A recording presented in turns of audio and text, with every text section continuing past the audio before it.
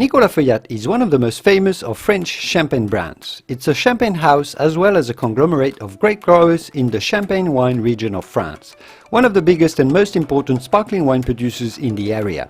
Nicolas Feuillatte gathers about 4,000 grape growers covering 2,250 hectares or 5,500 acres of vineyards, including Grand Cru and Premier Crus. With very modern winery facilities, Nicolas Feuillatte makes a variety of champagne sparkling wines, including a non-vintage brut, the Brut Reserve, the Reserve Exclusive, a Rosé, a Blanc de Blanc, and a flagship champagne called Palme d'Or. Palme d'Or. Nicolas Feuillatte. Nicolas Feuillatte. The typical French pronunciation, Nicolas Feuillatte.